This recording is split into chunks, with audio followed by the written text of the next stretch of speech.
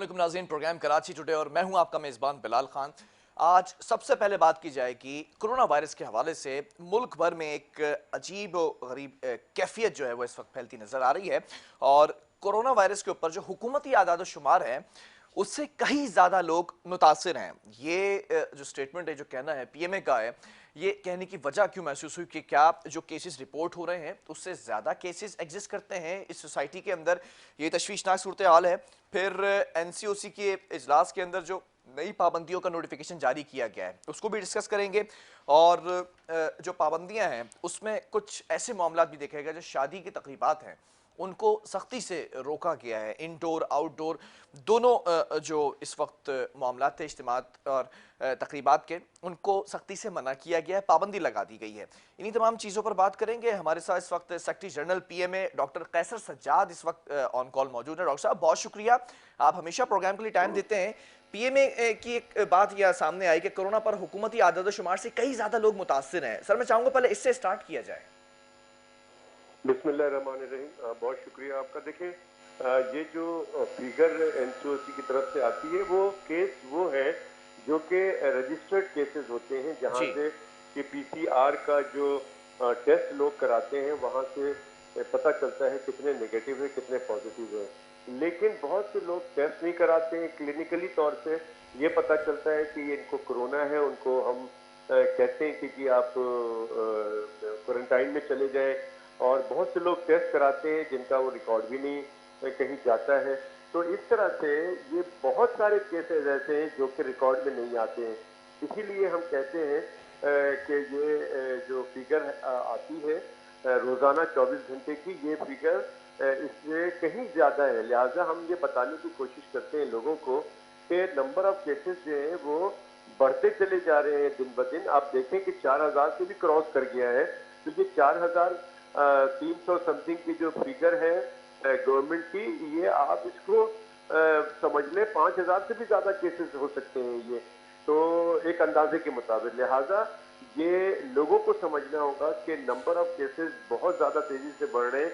तो लोगों को अपनी जिम्मेदारी का एहसास करना पड़ेगा, संजीदा होना पड़ेगा और इस बीमारी से बचना होगा। अदरवाइज मसले मसाइल बढ़ जाएंगे हमारे। अच्छा डॉक्टर साहब, ये जो आपने बात कही कि जो अमवात की मजमूई तादाद है वो तो ऑब्वियसली जो मेरे पास फिगर सामने है, वज़ीर आज़म साहब भी कह रहे हैं कि 4000 से क्रॉस कर गई है और 4 मरीज पिछले 24 घंटे के अंदर इंतकाल कर गए। तो जो डेथ रेशियो है, क्या वो भी बढ़ता दिखाई दे रहा है इस थर्ड वेव के अंदर?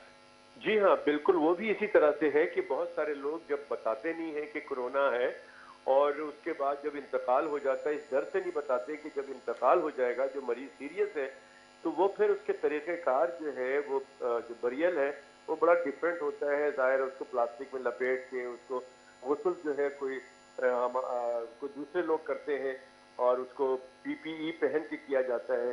लेकिन जब आप ये नहीं बताते हैं कि कोरोना से, तो लोग जो है नॉर्मल तरीके से उनको गुस्ल देते हैं, नॉर्मल ऐलान करते हैं कि जी फला का इंतकाल हो गया, नमाज जनाजा है इतने बजे, तो लोग आते हैं नमाज पढ़ लेते हैं, नॉर्मल तरीके से उसकी तदफीन हो जाती है। तो लिहाजा डेथ जो नंबर ऑफ डेथ है उसमें भी जो ये फिगर है इससे कहीं ज्यादा है। बहुत ज्यादा तो नहीं होगी लेकिन फिर भी काफी ज्यादा फिगर होती है। तो ये भी समझना होगा कि बहुत ज्यादा डेथ जो है बहुत सारे वो रजिस्टर्ड नहीं होते हैं। अच्छा डॉक्टर साहब, इस वक्त मैं प्रोविंस सिंध की बात करूं तो सूबे सिंध के अंदर इस वक्त मामलात कैसे देख रहे हैं आप? सूबे सिंध में अल्लाह का बड़ा करम है। इस वक्त सूरत हाल बहुत नॉर्मल से भी मैं कहूँगा कि अच्छी है। उसकी वजह से ये इस वजह से कह रहा हूँ कि अस्पतालों के अंदर सिंध के तकरीबन 95% बेड जो है इस वक्त खाली पड़े हुए हैं। खासकर जो कोरोना डेजिग्नेटेड हॉस्पिटल्स या वार्ड हैं जी। वो खाली पड़े हुए हैं। बहुत थोड़े से केसेस हैं जो कि ऑक्यूपाइड है, कहीं पे 10%, कहीं पे 15 या 20% होंगे। लेकिन ओवरऑल सिचुएशन बहुत अच्छी है, इत्मीनान बख्श है। मैं चूंकि ईएनटी की प्रैक्टिस करता हूं तो ये लोग इस तरह के मरीज हमारे नाक कान गले के डॉक्टर के पास ही पहले आते हैं और हमें हमें हमें पहले पता चल जाता है। और आजकल जो है वो केसेस में कमी है। लेकिन हम बार बार ये कहते हैं कि जी इस वक्त सूरत हाल बहुत बेहतर है, तो इसका मतलब ये नहीं है कि आपके जो एसओपीज हैं, गवर्नमेंट उन एसओपीज को फॉलो करते रहे। यानी कि जो लोग बाहर से आ रहे हैं, यूके से आ रहे हैं, आप उनकी एयरपोर्ट पे स्क्रीनिंग होनी चाहिए जी। कि खुदा न खास्ता यूके वेरिएंट तो नहीं लेके आए। तो अभी तो देखिए पंजाब, फिर केपी और अब बलूचिस्तान में भी केसेस जो है बढ़ते जा रहे हैं। तो यही सूरत हाल रही तो यकीनन सिंध का भी नंबर आ सकता है। अच्छा, आप क्या समझते हैं डॉक्टर साहब? मुझे थोड़ा सा इस पर आपका कमेंट चाहिए। अभी 15 दिन रह चुके हैं, ग़ालिबन रमज़ान की आमद है। तो रमज़ान के अंदर इज्तिमात होते हैं, गैदरिंग्स होती हैं, महफ़िलें सजाई जाती हैं। तो क्या इन सब चीज़ों के ऊपर भी अभी पाबंदी लगनी चाहिए या लगेगी इन फ्यूचर, इस वक्त सूरत हाल को देखते हुए? देखिए मैं तो ये समझता हूँ कि अल्लाह ना करे कि रमज़ान जो है वो ख़राब गुजरे। रमज़ान की बरकतें जिस तरह से हम बटोरते हैं वैसे ही बटोरते रहें, लेकिन उसकी कंडीशन ये है कि तमाम लोगों को ये समझना पड़ेगा कि इस बीमारी से का कोई इलाज मौजूद नहीं है। इस बीमारी का सिर्फ और सिर्फ एहतियात है। और जो बार बार लफ्ज़ इस्तेमाल होता है एसओपीज, जिसमें कि मास्क लगाना, आपस में जो है फासले से बैठ के गुफ्तगू करना या मिलना या खाना खाना, तो ये इस तरह की 2-3 चीज़ें, हाथ को बार बार धोना, सैनिटाइज करना हाथ को, तो ये सारी चीज़ें अगर करते रहते हैं, हुकूमत इन चीज़ों पे सख्ती से अमल कराती है, तो फिर शायद बेहतरी की सूरत हाल है। अदरवाइज मैं समझता हूँ कि अल्लाह ना करे अगर ये चीज़ें और वर्स होती हैं, तो शायद हमारे लिए रमज़ान मुश्किलात के दिन हो और ईद भी मुश्किलात का हो। अच्छा, अगर मैं ओवरऑल पाकिस्तान की बात करूं तो कौन से ऐसे इलाके हैं जिनकी निशानदेही की होगी मेडिकल स्टाफ ने, या फिर जहां पर फौरी तौर पर लॉकडाउन लगाने की तजवीज़ दी?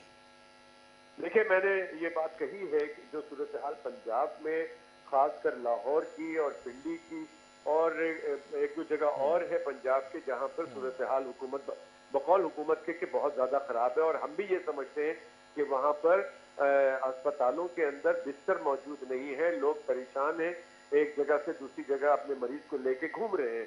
तो ऐसी सूरत में मैं समझता हूँ कि खासकर जैसे लाहौर शहर है, तो बजाय ये कि आप किसी बुराई का या बुरे दिन का इंतजार करें, मैं समझता हूँ कि लाहौर शहर को 15 दिन के लिए लॉकडाउन कर देना चाहिए, ताकि जो भी प्रॉब्लम है वो वहीं लिमिटेड रहे और लिमिटेड हो कि वो अपना जो है वहां से खत्म हो जाए, बजाय ये कि और दूसरी जगहों पे वो फैले और अंदर विदिन विदिन दी लाहौर सिटी जो है वो भी फैलना शुरू हो जाए मजीद। तो इसमें यही तरीका है कि लोगों को घर पे रखा जाए। उसके लिए जो हमारे पास मॉडल है चाइना का, न्यूजीलैंड का, उसका यही है कि जी वो लॉकडाउन कंप्लीट। और इसकी मिसाल मैं अभी मेलबर्न का दूंगा कि जो मेलबर्न शहर बिल्कुल ठीक था, लेकिन जब उनको पता लगा कि उनके यहाँ बाहर से कुछ 3 लोग कोरोना इन्फेक्टेड में आए हैं, सिर्फ 3 लोगों के बाद उन्होंने पूरा मेलबर्न 5 दिन के लिए बंद कर दिया। तो ये तरीक़ेकार होता है वबा को फैलने से रोकने का। तो मैं समझता हूँ कि हुकूमत ये फैसला कर सकती है कि अगर ये वाकई केसेस जो हैं और बढ़ रहे हैं, तो मैं समझता हूँ कि सिर्फ एक ही चीज रह जाती है कि आप लाहौर को मुकम्मल लॉकडाउन करें 15-14 दिन के लिए। अच्छा डॉक्टर साहब, मैं एक चीज़ और यहाँ पर जो गौर तलब चीज़ है उस पर भी सवाल करना चाहूँगा कि जो लॉकडाउन यहाँ पर लगाया जाता है, तो क्या उस लॉकडाउन से इस वबा को कंट्रोल किया जा सकता है, या माजी को अगर उठाकर देखा जाए तो क्या कंट्रोल करने में कामयाब रहा लॉकडाउन? जी मैं समझता हूँ कि देखिए मैं स्मार्ट लॉकडाउन या माइक्रो स्मार्ट लॉकडाउन की बात नहीं कर रहा हूँ। मैं कंप्लीट लॉकडाउन का बहुत फायदा होता है। और पहले शुरू में सिंध में बहुत अच्छा लॉकडाउन किया गया था और मैं समझता हूँ कि सिंध में काफी हद तक कंट्रोल भी कर लिया गया था।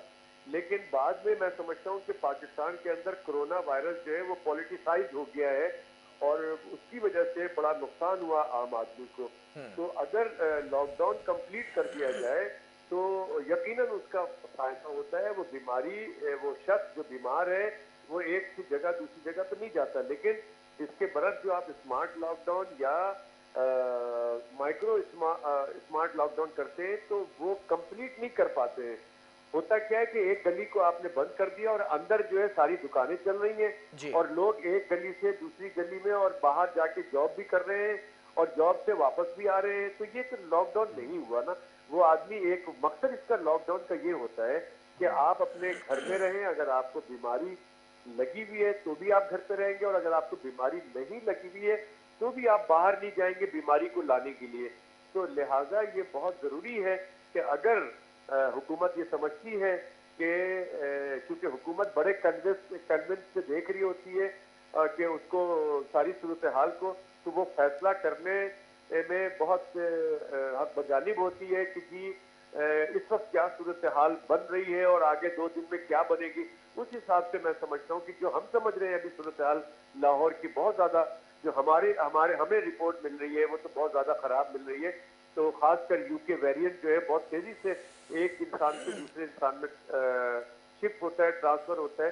तो मैं समझता हूँ कि इसको इस शहर को लॉकडाउन किया जाए 15 दिन तक, क्योंकि ये जो वेरिएंट है यूके वेरिएंट, ये बच्चों को बीमार करता है और बच्चे बीमारी लेके अपने घर जाते हैं और अपने बूढ़े माँ बाप को लगाते हैं या दादा दादी नाना नानी को लगाते हैं, और उनके लिए ये नुकसानदेह साबित हो सकता है। अच्छी बात यह है कि जो बच्चे बीमार होते हैं उनको कोई शिद्दत नहीं होती है, उनको कोई जानी नुकसान नहीं होता है, लेकिन परेशानी घर में जरूर होती है।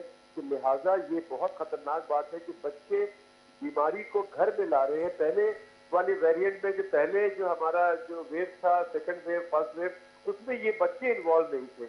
लेकिन अब जो हो रहा है, ये बच्चे इन्वॉल्व हो रहे हैं, वो अपने घर में और दूसरे लोगों को, बड़े जो एल्डरली पीपल हैं उनको बीमार कर सकते हैं और उनको उनके लिए मुश्किलात खड़ा कर सकते हैं। अच्छा, ये बीमारी जो है बच्चों के लिए तो जानलेवा साबित नहीं हो रही कहीं? जी नहीं, बिल्कुल नहीं हो रही। अभी तक तो रिकॉर्ड में ना हमारे यहाँ और ना ही यूके के अंदर बच्चे जो है, ये बड़ा खौफ जरूर हुआ था कि बच्चे बीमार हो रहे हैं तो खुदा न खास्ता वो उनको जानी नुकसान हो, लेकिन अब तक जो हमें नजर आया उसमें ये लीथल नहीं है बच्चों के साथ। 10 से कम उम्र के बच्चे बीमार हुए, 1 साल के बच्चे बीमार हो रहे हैं। लेकिन यकीनन जब बच्चे, 1 साल का बच्चा जो है वो यकीनन माँ की गोद में और दूसरों की गोद में रहता है, तो वो उनको बीमार जरूर कर सकता है और उनके लिए प्रॉब्लम हो सकती है जो बड़े हैं। अच्छा, स्कूल एसोसिएशन का भी ये मौकफ था, ये कहा गया उनकी जानिब से डॉक्टर साहब कि जो स्कूल स्टाफ है उसको पहले वैक्सीनेट किया जाए, क्योंकि बच्चों का मामला है, नया वेरिएंट जो आया है वो बच्चों को भी अफेक्ट कर रहा है। तो इस पर आप क्या समझते हैं कि स्कूल स्टाफ को लगना चाहिए ये वैक्सीन? देखिए, जब ये स्कूल की शुरू में जब पहली वेव आई थी, उसमें स्कूल के एसोसिएशन ने डिमांड की थी स्कूल खोली जाए, तो हमने ये बात की थी, पाकिस्तान मेडिकल एसोसिएशन ने ये बात की थी कि जी स्कूल जरूर खोले, लेकिन जितने भी स्टाफ है उनका पीसीआर जरूर कराएं, उनका कोरोना का टेस्ट कराएं जो आया है, जो जो एडमिनिस्ट्रेशन में तमाम लोग, ताकि एक ओरिएंटेशन हो जाए, एक पता चल जाए कि उनके स्कूल के अंदर कितने लोग बीमार हैं, नहीं है। अभी जो सूरत हाल स्कूल खुला हुआ है, इन हालात में बहुत क्लोज मॉनिटरिंग करनी होगी। बहुत बड़ा चैलेंज है हुकूमत के लिए कि स्कूल के अंदर कोई भी, किसी को भी थोड़ा सा भी सिम्टम होता है, उसका पीसीआर जरूर कराया जाए। अगर वो पता चले कि वो कोविड पॉजिटिव है तो उस स्कूल के को वक्ती तौर पे बंद कर देना चाहिए। अगर ऐसा नहीं किया गया तो बहुत तेजी से, अगर यूके वेरिएंट किसी के अंदर आ गया तो बहुत तेजी से पूरे स्कूल में लोगों को, बच्चों को, तालिब इल्मों को और टीचर्स को इन्वॉल्व कर सकता है। तो लिहाजा ये बहुत क्लोज मॉनिटरिंग एजुकेशनल इंस्टीट्यूशन को करनी पड़ेगी, क्योंकि ये बहुत ही एक सीरियस मामला है। और खासकर सिंध गवर्नमेंट को चाहिए कि जो अभी सूरत हाल इस वक्त सिंध की है, ये सूरत हाल अगर बरकरार रखना चाहती है सिंध हुकूमत, तो उनको बहुत संजीदगी से इस पे जो है इसकी रोकथाम के लिए काम करना पड़ेगा। कराची एयरपोर्ट पे स्क्रीनिंग करनी अच्छा चाहिए डॉक्टर उनको साहब, कि एक जो एक एक आखिरी आखिरी सवाल मैं यहाँ पर ऐड करना चाहूँगा। ये जो वैक्सीन है ये फायदेमंद है, इससे फायदा हो सकता है कोरोना के बचने के लिए, क्योंकि वजीर आजम साहब ने लगवाई उसके बाद फौरन इफेक्ट हो गए वो उससे? नहीं, ये बिल्कुल गलत बात है। और थोड़ी सी मैं समझता हूँ कि ये जो वजीर आजम साहब के जो हाँ मुशीरान हैं, उनकी थोड़ी सी गफलत है। मैं जी समझता हूँ कि जब सिम्टम हुआ था वजीर आजम साहब को, तो जी। उस वक्त वैक्सीन नहीं लगाना चाहिए था, और जब 2-3 दिन इंतजार कर लेते, और यकीनन उनका जो सिम्टम है वो बढ़ा, और बढ़ने के बाद जब टेस्ट हुआ तो वो पॉजिटिव आया। अच्छा उससे डॉक्टर साहब, पहले मैं थोड़ा जिनको सा ये वैक्सीन समझना लगा चाह दिया रहा हूँ, गया। ये थोड़ा सा नाज़रीन को भी समझाइएगा कि जब सिम्टम्स हो तो उस वक्त वैक्सीन नहीं लगा सकते क्या? देखिए, जब किसी को सिम्टम हो रहा है, जी। कोई बुखार है, नज़ला ज़ुकाम है, गले में दर्द है, जिस्म में दर्द है, तो उस वक्त उनको जो सिम्टोमेटिक ट्रीटमेंट है, जैसे हम कहते हैं कि पैरासिटामोल ले लें, तो उसके बाद वो ठीक हो जाते हैं, तो फिर ठीक है। लेकिन अगर 4-5 दिन अगर वो चीज़ नहीं रुकती है, 3 दिन, 4 दिन, तो चौथे दिन और 5वें दिन कोरोना का टेस्ट ज़रूर करा लेना चाहिए। अगर वो नेगेटिव है, तो जब सिम्टम फ्री हो जाए, फिर वैक्सीन लगा लें।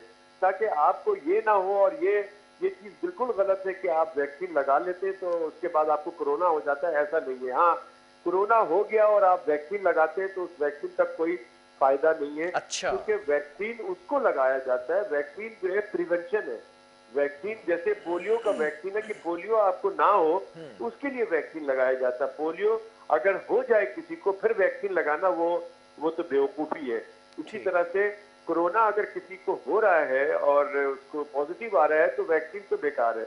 लेकिन ये कहना कि उसको वैक्सीन लग गया और कोरोना पॉजिटिव हो गया, ये बिल्कुल भी गलत है अच्छा, ऐसा बात है। ऐसा ऐसा हुआ ऐसा ऐसा नहीं होता। हुआ है या ऐसा हो सकता है कि अगर आप वैक्सीनेटेड हैं आपको दोबारा फिर कोरोना हो सकता है?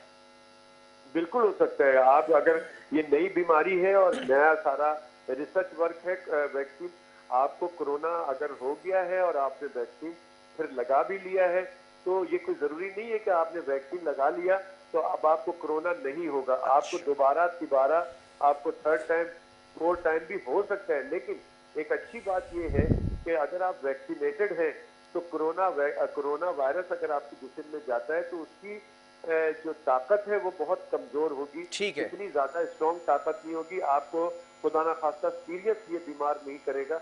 हल्का फुल्का आपके जिस्म में दर्द होगा, बुखार हो गया 1 दिन 2 दिन, और आप ठीक हो सकेंगे। लेकिन चल। अगर आप वैक्सीनेटेड नहीं है तो कोरोना वायरस आपको खुदा ना खास्ता आपको हॉस्पिटल ले जा सकता है, आपको आईसीयू में ले जा सकता है, आपको वेंटिलेटर पे ले जा सकता है। तो लिहाजा ये बहुत जरूरी है कि लोग वैक्सीनेशन जरूर कराएं। और एक बात, वैक्सीनेशन कराने के बाद ये ना सोचें कि मैं तो वैक्सीनेटेड हो गया हूं, अब मुझे मास्क लगाने की क्या जरूरत है। ठीक है डॉक्टर ये साहब। तो आप समझ लें कि ये आपका लाइफ स्टाइल अब बन गया है कि जब तक दुनिया से कोरोना का मुकम्मल खात्मा नहीं हो जाता, आपको मास्क लगा के रखना है जब ठीक। आप हुजूम में जाएं, और सोशल डिस्टेंसिंग के साथ अपनी जिंदगी गुजारती है। ठीक है, बहुत शुक्रिया। डॉक्टर कैसर सज्जाद साहब हमारे साथ मौजूद थे और कुछ चीज़ें गौर तलब हैं जो आपने सुनी होंगी नाज़रीन, इन चीज़ों पर अमल करना ज़रूरी है। बहरहाल वक्फा लेते हैं, इसके बाद कुछ और स्टोरीज़ हैं उनको भी शामिल करेंगे प्रोग्राम में।